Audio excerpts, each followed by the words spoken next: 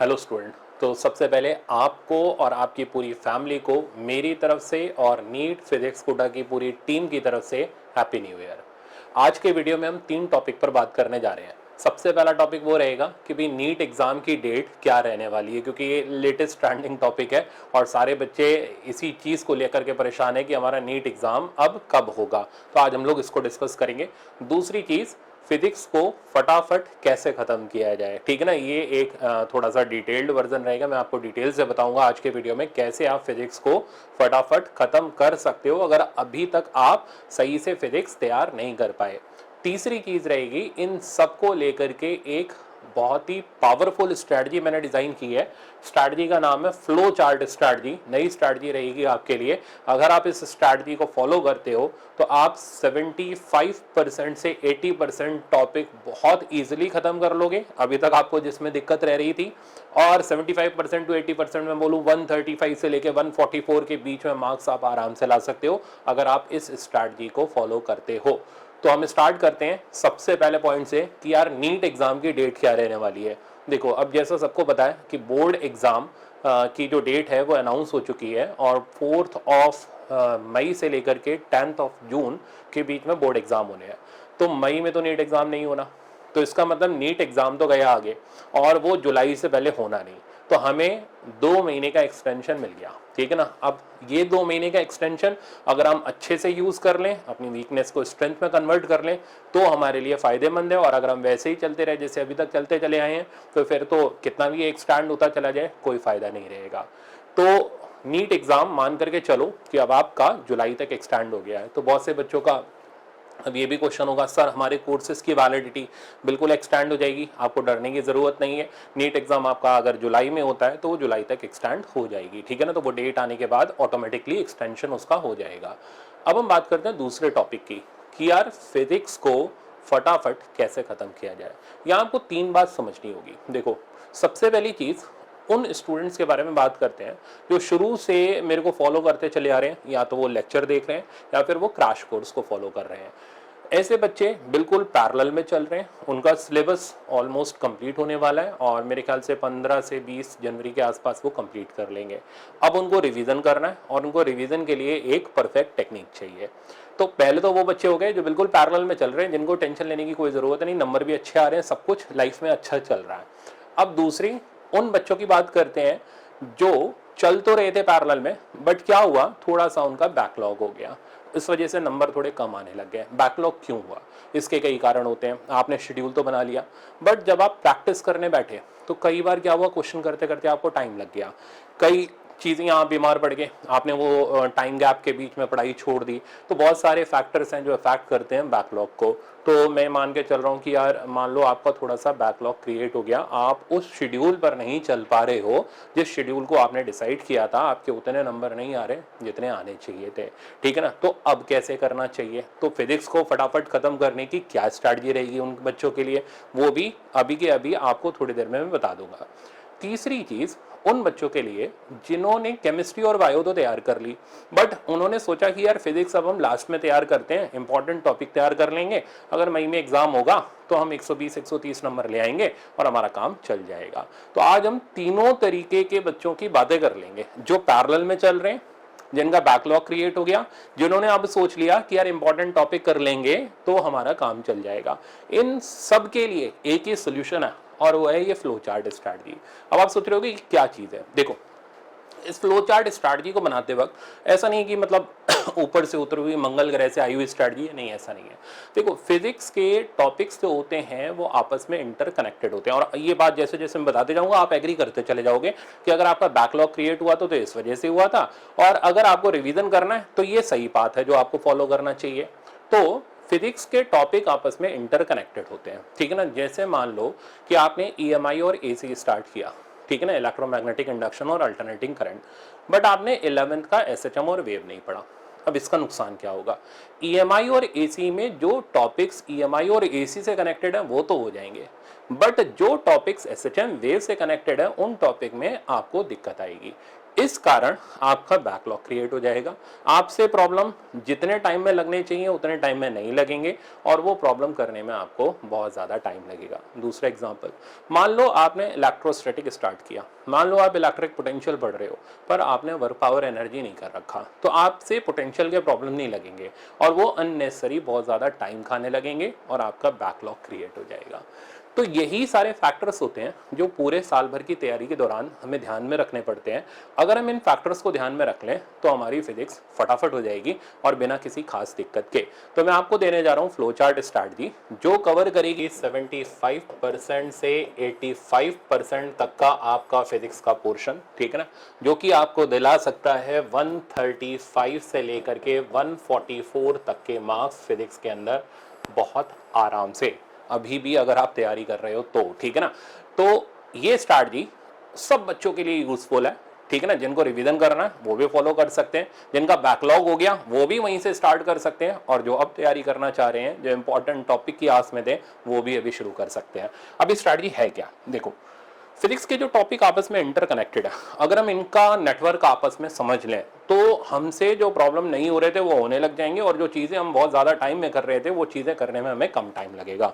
तो इसी को मैंने कनेक्ट करता हुआ पूरा एक फ्लो चार्ट तैयार किया है। अब फ्लो चार्ट क्या, देखो अगर आप स्टार्ट कर रहे हो रिवीजन तो भी आप यहीं से स्टार्ट करना, और अगर आप अभी पढ़ना स्टार्ट कर रहे हो तो भी यहीं से करना, और अगर आपका बैकलॉग है तो देख लेना आप किस जगह पर अटके हुए हो, वहां से शुरू कर देना अपनी जर्नी। तो मैं मान के चल रहा हूं कि अभी हम स्टार्ट कर रहे हैं, या तो रिवीजन स्टार्ट कर रहे हैं या हम पढ़ना स्टार्ट कर रहे हैं, तो आप सबसे पहले शुरू करो एनएलएम और फ्रिक्शन से। काइनेमेटिक्स की जरूरत नहीं है, कारण कि अगर आप क्रैश कोर्स भी देखोगे या फिर आप वीडियो लेक्चर भी देखोगे तो काइनेमेटिक्स हर जगह मैंने यूज की हुई है। काइनेमेटिक्स में सिर्फ 5 चीजें यूज की जाती हैं, इसको काइनेमेटिक्स का पंच बोल लो, ठीक है ना। अब क्या है काइनेमेटिक्स की 5 चीजें, ये सबको आती हैं पर सबके मन में डर यही रहता है यार काइनेमेटिक्स काइनेमेटिक्स 1 महीना 1.5 महीना खराब कर देते हैं। 5 चीजों में क्या आता है सुनो। सबसे पहले आती हैं अपनी 3 equations, v is equal to u plus a t, s बराबर u t plus half a t square, v square बराबर यू स्क्वायर प्लस 2s, हर जगह इसका यूज होगा। दूसरी वेरिएबल एक्सेलरेशन वाली इक्वेशन, ठीक है ना, कुछ नहीं करना होता, सिंपल इंटीग्रेशन करना होता है। आप जहां फिजिक्स में पढ़ोगे मैंने वहां बता रखा है इसको, तो आपको डरने की जरूरत नहीं है, पढ़ने की जरूरत नहीं है, काइनेमेटिक्स छोड़ दो। तीसरी चीज प्रोजेक्टाइल मोशन में ट्रेजेक्टरी की इक्वेशन, ये यूज होती है। कौन कौन सी, ग्राउंड टू ग्राउंड प्रोजेक्टाइल, और चौथे नंबर पर आ जाती है हॉरिजॉन्टल प्रोजेक्टाइल या projectile from top of tower. बस इससे फालतू प्रोजेक्टाइल की एक चीज नहीं यूज होती। वो भी कहाँ यूज होती है, फ्लूइड मैकेनिक्स के अंदर यूज हो गई, या थोड़ी बहुत मैग्नेटिज्म के अंदर यूज हो गई, या कैपेसिटर के अंदर यूज हो गई, ठीक है ना। तो परेशान होने की जरूरत नहीं है, मैंने वहां बता रखी है। आप क्रैश कोर्स देखोगे वहां भी बता रखी है, लेक्चर देखोगे वहां भी बता रखी है। 5वें नंबर पर छोटा सा रिलेटिव मोशन का concept, velocity of A with respect to B, इसके फालतू कुछ नहीं यूज होना। वो भी कहाँ यूज होगा, जब आप relative motion in plane mirror पढ़ोगे, रे ऑप्टिक्स पढ़ोगे। तो काइनेमेटिक्स की ये 5 चीजें हैं और इन 5 चीज के चक्कर में महीना भर खराब करने की जरूरत नहीं है। फिजिक्स पढ़ते पढ़ते आपको अपने आप काइनेमेटिक्स आ जाएगा, ठीक है ना। तो जर्नी की शुरुआत या फिर रिवीजन की शुरुआत आपको करनी चाहिए एनएलएम और फ्रिक्शन से। अब एनएलएम और फ्रिक्शन, तो सबसे पहले मैं सिंक्रोनाइज कर रहा हूं वो टॉपिक जो आपको पहले कवर करने चाहिए। एनएलएम और फ्रिक्शन के बाद सबसे इंपॉर्टेंट टॉपिक आता है वर्क पावर एनर्जी और सर्कुलर। इसका कनेक्शन देखो, इधर भी जा रहा है इधर भी जा रहा है। अगर ये चैप्टर तुमने नहीं किया और तुमने बाकी फिजिक्स पूरी करना शुरू कर दी, अटक जाओगे, ठीक है ना। अननेसेसरी टाइम किल करोगे, सवाल ही नहीं होंगे, और होंगे भी तो बहुत ज्यादा टाइम ले लेंगे। तो बैकलॉग का मेन रीजन ये भी रहता है कि प्रॉपर सिंक्रोनाइजेशन से आपने स्टार्ट नहीं किया। तो वर्क पावर एनर्जी और सर्कुलर सबसे पहले आपको कंप्लीट करना चाहिए। अब आप 2 डायरेक्शन में मूव कर सकते हो, ये वाली डायरेक्शन भी जा सकते हो। एक एक बात ध्यान से सुन लेना, ठीक है ना। कुछ भी हंसी मजाक अब नहीं चलेगा, आपको प्रॉपर चीजें परफेक्टली करनी पड़ेंगी, तब नंबर हमारे नीट एग्जाम के अंदर आएंगे। तो या तो लेफ्ट हैंड साइड वाला ये आप जंक्शन फॉलो कर लो, या ये राइट साइड वाला फॉलो कर लो, कुछ भी कर लो, चॉइस आपकी है, ठीक है ना। मैं लेफ्ट साइड वाले से स्टार्ट करूंगा। तो वर्क पावर एनर्जी और सर्कुलर के बाद मैं सिस्टम ऑफ पार्टिकल कभी नहीं बोलूंगा आपको करो, मैं बोलूंगा आप करो एसएचएम और वेव। आराम से कर लोगे, इसमें वर्क एनर्जी के कंसेप्ट यूज होते हैं, सर्कुलर के कंसेप्ट यूज होते हैं, आपको कहीं दिक्कत नहीं आएगी, उड़ा के रख दोगे। एसएचएम और वेव के बाद आप करोगे वेव ऑप्टिक्स, जो 12th क्लास का है। इस वेव ऑप्टिक्स का ज्यादातर पोर्शन आप ये देखना, जैसे इंटरफेरेंस हो गया, मैं आधे से ज्यादा इंटरफेरेंस तो 11th के वेव के अंदर ही करा रखा है। तो अगर आपने 11th का वेव नहीं किया, 12th के वेव ऑप्टिक्स में घुस गए, टाइम खराब कर दिया, ठीक है ना, अननेसेसरी आपने टाइम खराब कर दिया, सवाल ही नहीं होने आपसे, ठीक है ना, और अगर होंगे तो फिर से बोल रहा हूँ, रिपीट कर रहा हूँ, बहुत ज्यादा टाइम ले लेंगे। तो ये लेफ्ट हैंड साइड वाला पूरा का पूरा सिंक्रोनाइजेशन आप ऐसे फॉलो करो, ठीक है ना। अगर आप एसएचएम वेव करो, बैकलॉग हो गया अगर आपका, तो आप ये शेड्यूल फॉलो करो, ठीक है। अब आगे राइट साइड वाले पार्ट में आपके पास फ्लेक्सिबिलिटी है, वो फ्लेक्सिबिलिटी है वर्क पावर एनर्जी और सर्कुलर के बाद मैं जनरली रिकमेंड करता हूँ स्टूडेंट्स को कि इलेक्ट्रोस्टैटिक करो, रिवीजन में भी करो, तो अगर पढ़ाई कर रहे हो तो भी इलेक्ट्रोस्टैटिक करो, ठीक है ना, क्योंकि इलेक्ट्रोस्टैटिक के अंदर यही सारी चीजें जो आप यहाँ पर 11th में सीखते हो वही यूज में आती हैं, ठीक है ना। अगर आपने ये नहीं किया, अचानक इलेक्ट्रोस्टैटिक शुरू कर दिया, फिर अननेसेसरी टाइम खराब कर दिया। इलेक्ट्रोस्टैटिक के बाद बहुत ऑब्वियस है, आप ग्रेविटेशन करो। तो जो 11th के बच्चे ग्रेविटेशन 11th में पढ़ रहे हैं, मत पढ़ो भाई, थोड़ी देर के लिए छोड़ दो उसको, 12th में ग्रेविटेशन पढ़ लेना, ठीक है ना, और अच्छा समझ आ जाएगा, कम टाइम में बढ़िया चीज आप सीख जाओगे। तो इलेक्ट्रोस्टैटिक के बाद आप ग्रेविटेशन पढ़ो। अच्छा, फ्लेक्सिबिलिटी है, आप चाहिए तो ये टॉपिक अभी छोड़ सकते हो, ठीक है ना, यानी फर्स्ट स्टेप में आप इन टॉपिक को स्किप कर सकते हो, आप चाहिए तो इलेक्ट्रोस्टैटिक ग्रेविटेशन लास्ट के लिए रख लो, ये फ्लेक्सिबिलिटी मैंने आपको दे दी। इसके बाद आप करंट इलेक्ट्रिसिटी और कैपेसिटर वाला जो टॉपिक है वो कंप्लीट करो, क्योंकि इसका बहुत ज्यादा लिंक इलेक्ट्रोस्टैटिक से नहीं है, जनरली जो भी है वो मैं लेक्चर में साथ के साथ, यहाँ क्रैश कोर्स में साथ के साथ मैंने आपको बताई दिया, आपको दिक्कत नहीं आएगी। तो करंट इलेक्ट्रिसिटी आप कवर करो। इसके बाद करंट इलेक्ट्रिसिटी का बहुत ज्यादा यूज हीट एंड थर्मोडायनेमिक्स के अंदर आ जाता है, स्पेशली कंडक्शन वाले टॉपिक के अंदर, तो आप कवर कर लो हीट एंड थर्मो, ठीक है। तो ये हो गया आपका। अच्छा, कितने दिन में करना है, तो मैं वापस से रिपीट कर रहा हूं, मैंने आपको 6 मंथ्स स्ट्रैटेजी का जो लास्ट वीडियो दिया था उसके अंदर मैंने बता रखा है कि कौन सा टॉपिक कितने दिन में आप कवर कर सकते हो। तो अब आप डिसाइड कर लो, या तो लेफ्ट साइड वाला पाथ फॉलो करो या राइट साइड वाला, ठीक है ना। अब हम आते हैं इस पे, इसको मैंने क्यों नहीं बोला, क्योंकि ये इधर से भी कनेक्टेड है, ये इधर से भी कनेक्टेड है। तो अगर आप पहले यहां से चलना शुरू कर दे तो इधर से भी परेशान होते, इधर से भी परेशान होते, बेहतर है कि पहले लेफ्ट और राइट वाले जंक्शंस को खत्म कर लो। अब सुनो, अब हम आते हैं इस पे।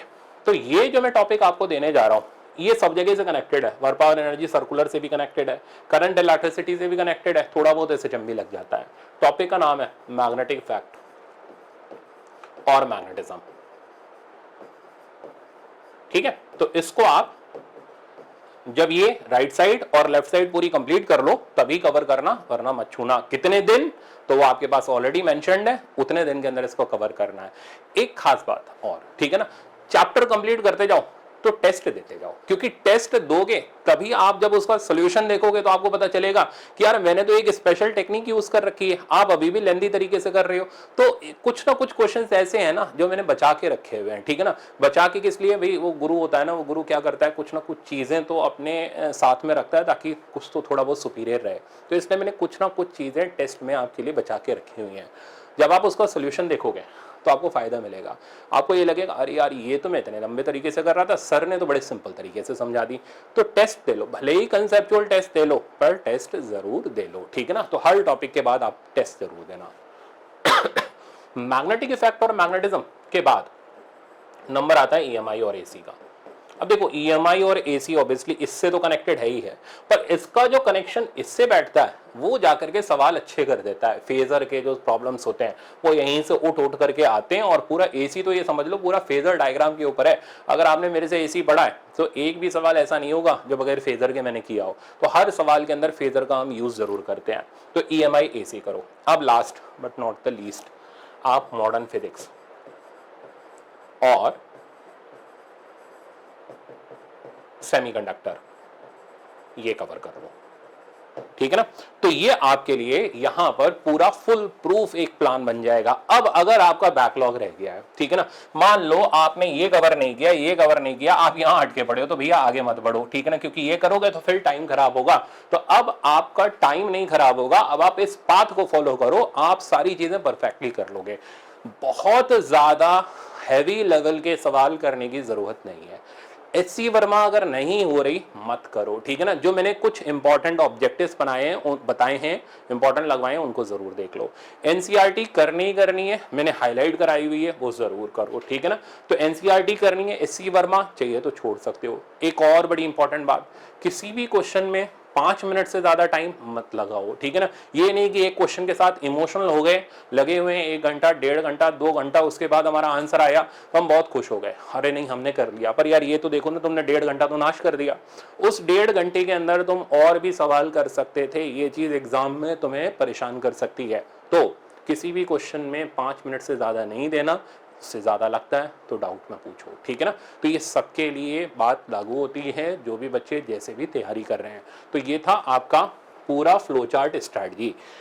अच्छा, जो बच्चे रिवीजन कर रहे हैं वो इसको फॉलो कर सकते हैं। अब कुछ छोटे मोटे टॉपिक्स रह गए, कौन कौन से, जैसे सिस्टम ऑफ पार्टिकल और रोटेशनल, उसको लास्ट में अलग से कवर कर लो, ठीक है ना। मैंने इसमें नहीं इंक्लूड किया है, ठीक है ना, उसको लास्ट में अलग से कवर कर लो। फ्लूइड मैकेनिक्स रह गया, अलग से करो, ठीक है ना। उसके लिए इनको परेशान करने की जरूरत नहीं है, ये आपका मेजर जो चीजें आपस में इंटरकनेक्टेड है वो मैंने लिंकअप कर रखा है। लगाने को तो मैं सिस्टम ऑफ पार्टिकल और रोटेशनल मोशन लगा देता, पर आपका टाइम खराब होता, उतना फायदा नहीं मिलता जितना इसे करने से मिलेगा। तो system of particle, rotational motion, fluid mechanics, और जो अपना सॉलिड वाला पोर्शन है, इसके बाद यूनिट एंड डायमेंशन, और जो छोटी मोटी चीज़ें एक दो और रह गई हों उनको अलग से लास्ट में कर लेना, इसके साथ क्लब मत करना।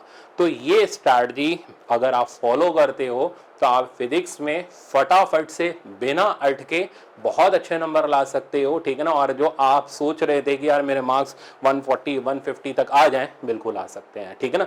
तो डरने घबराने की जरूरत नहीं है। मैं एक बार सारी चीजें वापस से समराइज कर दूं, नीट एग्जाम जुलाई में मान करके चलो होगा, सब बच्चों की जो वैलिडिटी है वो एक्सटेंड हो जाएगी। जो बच्चे अभी तैयारी करना शुरू कर रहे हैं, क्रैश कोर्स भी फॉलो कर सकते हो या लेक्चर्स भी फॉलो कर सकते हो, और इसके हिसाब से फॉलो करो। रिवीजन भी कर रहे हो तो इसके हिसाब से करो, और टेस्ट जरूर दो, ठीक है ना। टेस्ट से ही हमें असलियत पता चलती है। तो मेरे ख्याल से अब मैंने आपको सारी चीजें डिटेल में बता दी, ठीक है। मन लगा करके पढ़ाई करो। Again happy new year, thank you so much.